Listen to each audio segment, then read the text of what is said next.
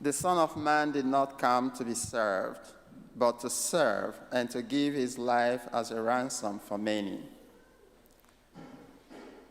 The first reading from Prophet Isaiah tells us that the Lord was pleased to crush him in infirmity.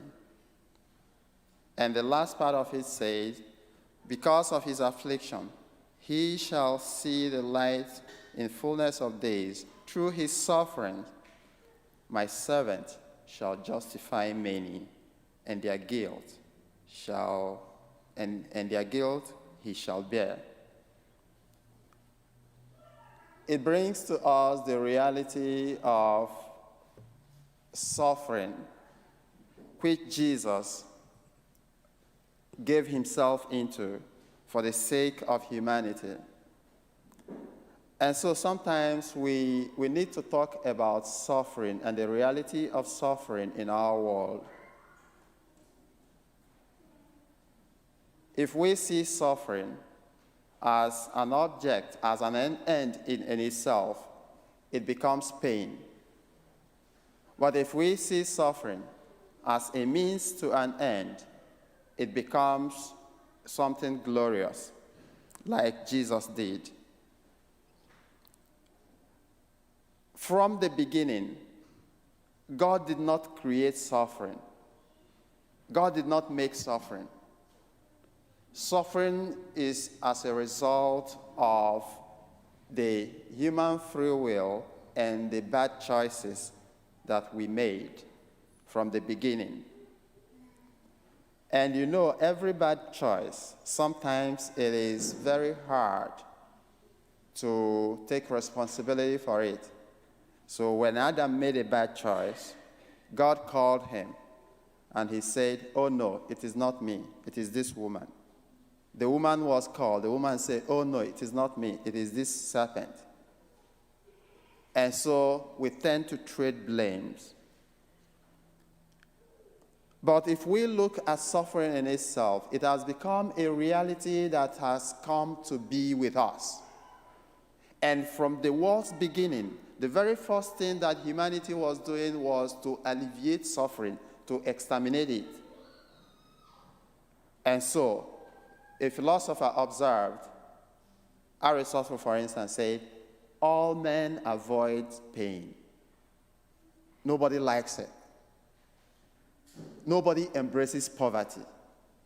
Nobody wishes to be poor. Nobody wishes to suffer. Nobody wishes to endure pain because it is painful. That's a reality. At the same time, no matter what we do, it is still a reality that is present among us. The reality of pain, the reality of suffering, the reality of people suffering from poverty.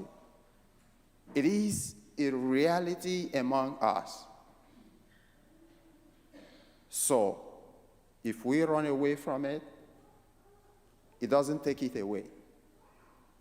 And in all sense of sincerity, nobody wants to embrace it with two hands.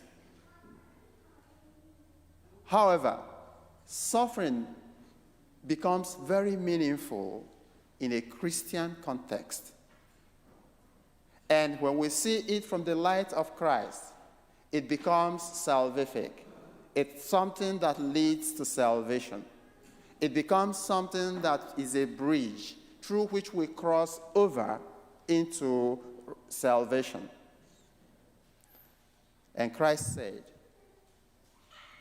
that I have come not to be served, but to serve and to give my life as a ransom for many. That tells us the categories of sufferings which we endure, the pains we endure in our world. It will come from the personal decisions we make, and the consequences becomes painful. So in that regard, we also have to learn something. What do we learn? We learn that, oh, I did this, it didn't work out, so I take responsibility for it, and I will not repeat this kind of thing again. and will not allow it to happen to any other person. That's the first thing we learn from the suffering that we incur on our own. There is the second grade of suffering, which others impose on us by the kind of decisions they make. That is exactly what Christ said in the gospel, that the rulers of the Gentiles lord it over them and make their authority felt. When people lord it over us, when people make their authority felt, it brings about some kind of pain and suffering. And so what do? There is only one option left. That option is the option of the Son of Man, the option of service. That option of service is when we are able not just to do things that will please us, but to do things that will please a greater majority, people who are at our beck and call, to give our life as a service. In this sense, so many people, like the saints, chose suffering. We think about St. Francis of Assisi, whose father was a billionaire and who got into his father's warehouse, got all the clothing, everything, and gave them to the poor. His father was so furious. His father was so bent on dealing with him. What did he do? He came back and he said to his father, well, you see all these things. You are piling up this inheritance. I am not interested in them. And the clothes he was putting on, he put it off and gave it to people outside, to the poor. And he went about naked, wearing rags, begging for food.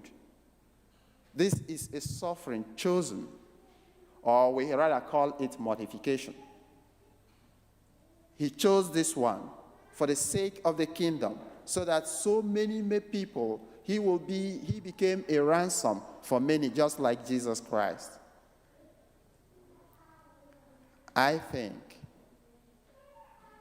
in the face of human misery and the helplessness which we encounter in the face of human misery, we endure pain. And that pain should teach us a long lessons. We endure pain so that we can be sincere to ourselves that this kind of pain, another person will never encounter it in my hand.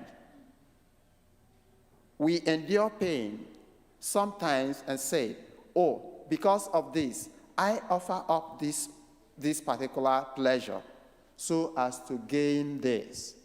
That is when suffering becomes a bridge and a means to an end, and not an end in itself.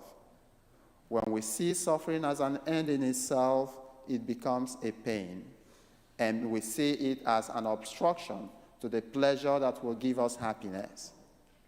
But when we see it as a bridge, it becomes glorious, like the saints did, and like so many other people do when they give their life for service.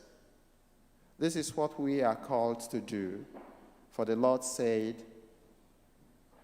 here I am, not to be served, but to serve and to give my life as a ransom for many.